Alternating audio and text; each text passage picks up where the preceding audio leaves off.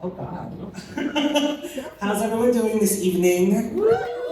Is everyone ready for the blizzard this weekend? I am. I love the snow. I want 2 feet of snow, 3 feet, something like that. That would be great. People are like, you don't want to, you can't go to work, you can't make money. I'm like, I don't give a fuck. I want the snow. I don't want to go to work anyways.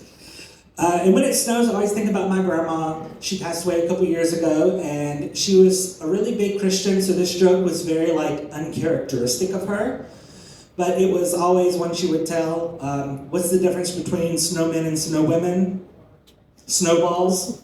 And it's like, that is a terrible joke, and it's like coming from a little old Christian lady, it's like, what is going on? And I mean, I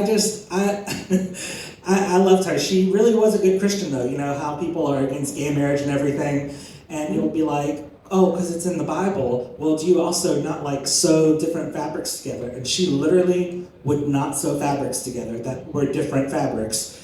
I would be like, oh, can you patch this shirt up for me? And she's like, no, the Bible says I can't do that. And I'm just like, oh my God, just please fix my shirt. What is going on? So,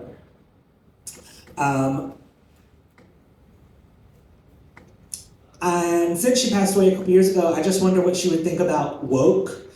I can imagine she wouldn't like it very much, but I'm going to retool her joke from earlier and try to make it a little bit more woke. What's the difference between a snow person assigned male at birth and a snow person assigned female at birth? Snowballs. And I don't know if it's much better that way, but I think she would hate it, and that makes me happy. And I was also a Christian for many years of my life. I went to Christian school from 1st grade to 12th grade. I still went to church until I was like 24. And the last pastor that was at that church after I left, he recently stepped down and resigned because he was like stealing money from the church, giving his credit card out to his kids, like they were getting scammed on dating websites. He was taking out like loans and stuff. It was a whole bunch of good Christian activities. And when he stepped down, when he resigned, he was like, well, I haven't done anything biblically that has disqualified me from being pastor. And I'm like, I mean, I guess credit card fraud wasn't in the Bible, but you still probably should not be the pastor. And before that, the pastor I grew up with, his name was Pastor Cox. That's not a joke, that was his name. In fact, his name was Jack Cox. So, I mean, it's crazy.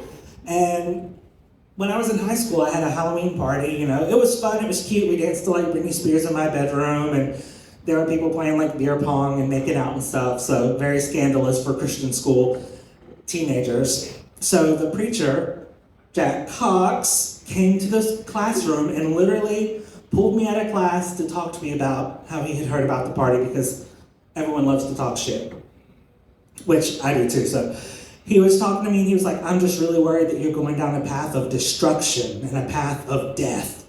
And I'm like, well, I'm depressed, so I really don't, I don't care if I'm going down a path of death. That's kind of what I want anyways. And if he could see me now performing at a gay club, he would be so proud. And actually, I've never been in a gay club before. This is literally my first time in a gay club. I know, and look at me, can you imagine? I've been to the fruit plenty of times, but I've never gotten like down here. But I have been to a gay bar, which is kind of close. I went to see this guy when I was still dating, and I went to his house. We literally just laid on his bed and watched Repo, the Genetic Opera with Paris Hilton. Did not say a word. And then we went to a gay bar where he did karaoke, and I just kind of looked at him while he was doing karaoke. And one of his friends was like, I get such a good vibe from you two. It's such a beautiful thing seeing you two together. I never talked to that man again after that night. So it definitely went well. But I don't have to worry about that kind of thing anymore. I don't really get the full gay club experience because I am married, which is great. I love being married because I don't know what the fuck dating is now. Like, I hear people talk and, you know, I see like porn online. And I will say the gay porn today is basically the best conversion therapy out there, because the things I've seen people put inside of them, that is enough to be like, I'm done, I'm finished. I'm not doing any of that. I guess I'm not gay anymore. The last thing is my grandma, I was talking about earlier. She would always talk about if gay people ever came up, she'd be like, that's one of them funny boys over there. And I'm like, why are they funny? And I'm like, oh, got it, homophobia. Sounds good. So I hope she'd be proud that I am literally a funny boy. Hopefully, I don't know. But thank you for listening. I hope everyone has a good night and have fun in the snow, because I know I will. Fuck work. I'm playing in the snow.